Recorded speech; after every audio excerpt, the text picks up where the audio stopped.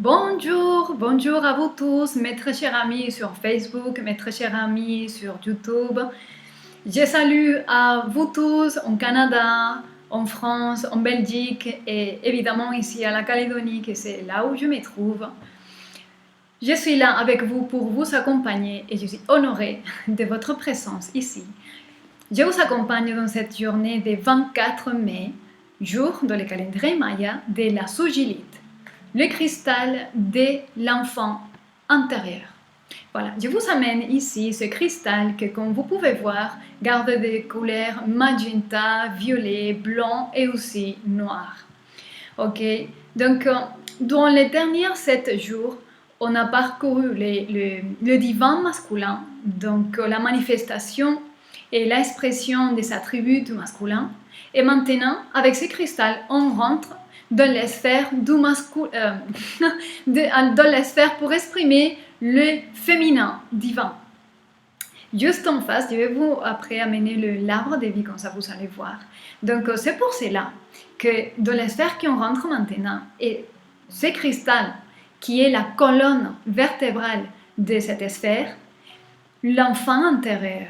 En fait, par rapport au tarot et dans ma compréhension des choses, ça correspond avec la papesse. La papesse, elle nourrit le Christ en elle-même. Si vous vous rendez compte, en fait, elle est enfermée, elle garde les secrets de divin masculin. Elle reçoit la lumière en tant que féminin, elle reçoit. Elle est ouverte à recevoir ce qui a été décidé, ce qui est la volonté du masculin. Elle reçoit cette volonté dans son propre sein. Et donc, elle va maintenant dans sa force du féminin le tricoter. S'illuminer avec cette lumière parce que, en principe, et aussi pour certaines traditions, surtout en Amérique du Sud, la mer, c'est noir et c'est la noirceur.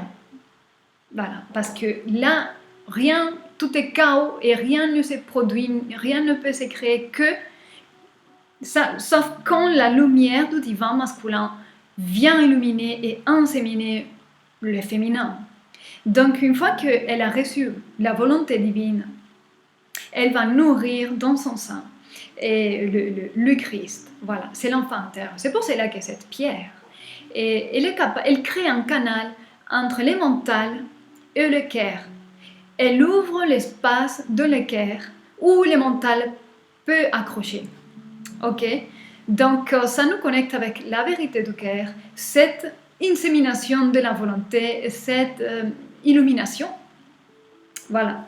Et c'est aussi un cristal qui s'utilise pour canaliser des messages, pour trouver, connecter avec la vérité. Ok. Donc, je vais donc vous amener l'arbre de vie, comme ça vous allez voir où nous sommes dans notre voyage.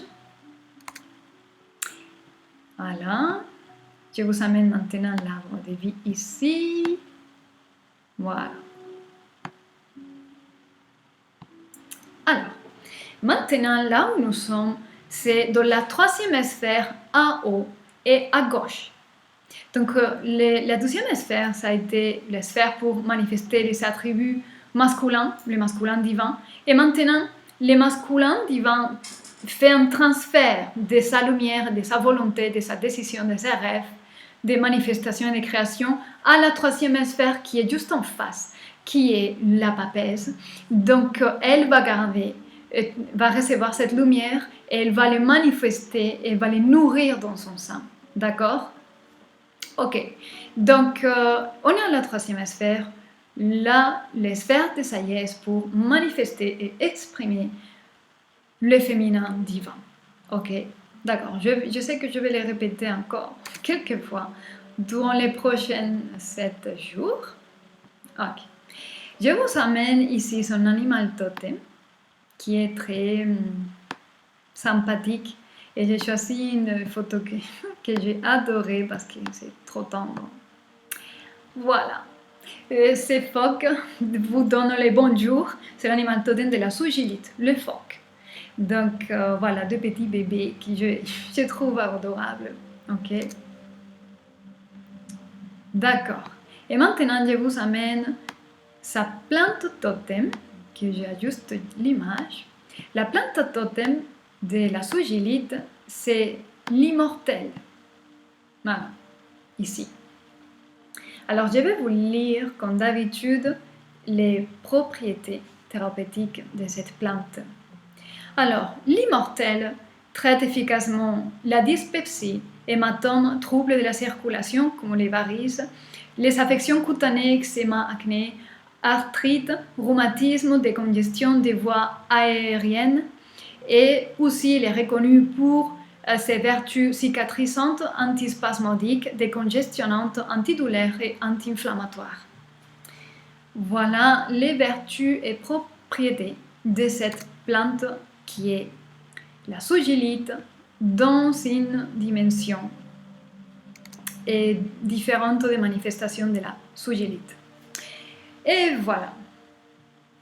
Donc, par rapport au chant que je voulais vous chanter aujourd'hui, je choisis un mantra qui nous met dans un cadre de paix et d'ouverture et de collaboration avec cette nouvelle fréquence qu'on vient de recevoir, qu'on puisse apprendre, qu'on puisse collaborer et qu'on puisse avoir cet entendement avec les nouvelles colis qu'on vient de recevoir, ok, dans des sphères supérieures. Donc, c'est un mantra qui s'appelle Sahana Bhavatu. C'est vraiment un mantra qui veut cadrer la paix, l'harmonie dans ces sphères de notre inconscient, ok, avec tous qui on va recevoir prochainement durant tous les 7 jours prochains. Donc, on va se concentrer quelques instants, comme d'habitude.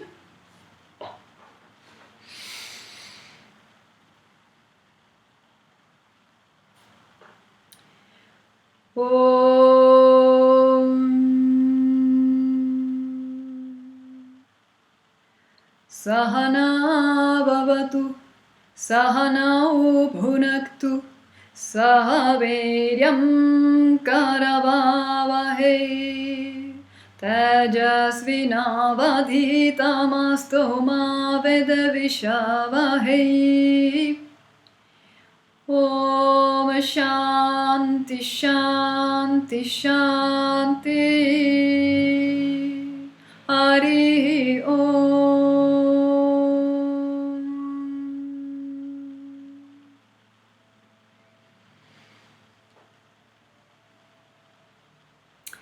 Et voilà mes très chers, les mantras, les cadres d'intention de la journée, de pouvoir collaborer ensemble, de pouvoir créer un entendement de la paix et l'harmonie. Et puis, laisser intégrer toutes ces vérités dans notre cœur et que notre esprit puisse trouver ce chemin vers la vérité qui s'installe dans le cœur. Ok. Donc maintenant, comme d'habitude, je vais faire une petite lecture des tarots pour voir qu'est-ce que l'esprit de la vérité veut nous faire entendre aujourd'hui. Je vais lancer quelques cartes. Oh! Bon, là, il y a déjà tous les deux cartes qui se sont retournées. On a le diable avec l'as de bâton. Alors, c'est une annonce de créativité totale. Vous allez recevoir un colis supérieur qui est plein de créativité. C'est une créativité qui vous apporte une richesse de l'être. Ça va enrichir beaucoup votre expérience de vie. C'est une passion renouvelée. C'est quelque chose qui vous transforme. Dans le vouloir manifester toute cette nouveauté. C'est un voyage initiatique qui va vous transformer. Ok. Il y a beaucoup de choses qui vous attendent dans ces voyages. Je les ressens grandement. Oh! Avec la lune, c'est encore caché et donc vivement, c'est le moment où maintenant on commence à recevoir toute cette lumière, toutes ces intentions qu'on a fixées durant les derniers 7 jours. Donc maintenant, la lune qui représente le féminin, elle a tout, elle est en train d'enséminer et en plus on approche de la nouvelle lune. La nouvelle lune, c'est la face de la lune qui reçoit la lumière du soleil. Ok, donc c'est justement ça. Donc ça va être encore caché, secret, parce que la papesse, comme on disait, garde le secret de Dieu. Et donc c'est encore surprise, mais ça va se révéler dans les timings de la lune. Alors, une dernière carte, je vais lancer. Ok. Il y a le chevalier des bâtons. Le chevalier des bâtons, c'est quelqu'un qui est capable d'entreprendre des actions passionnées. Tellement, comme je disais, tellement ça va remonter. Alors, dans cet ordre, tellement ça va remonter. La créativité, le feu de la passion, une nouvelle tente, un nouveau feu en vous qui va vous amener à vouloir rentrer dans une nouvelle dynamique pour mettre tout ça dans les scénarios de votre vie. C'est passionné, il y a beaucoup de passion, beaucoup d'enthousiasme. Et je pense que les derniers jours, j'ai eu un tirage pareil, donc il y a quelque chose qui se prépare pour vous. Et encore, j'ai le roi des bâtons. Donc le roi des bâtons, c'est celui qui est capable de manifester ce qu'il veut. Il a toutes les capacités, il est l'esprit d'un guerrier. Okay? Donc vous allez faire tout ce qui est possible pour manifester toute cette richesse qui est encore cachée. Mais c'est une source de créativité que vous allez vouloir manifester et qui va vous transformer durant le processus de vouloir le manifester. Voilà ce qui s'annonce. Donc je suis très contente de lire cela. Je vous souhaite une très belle journée et je vous dis à demain.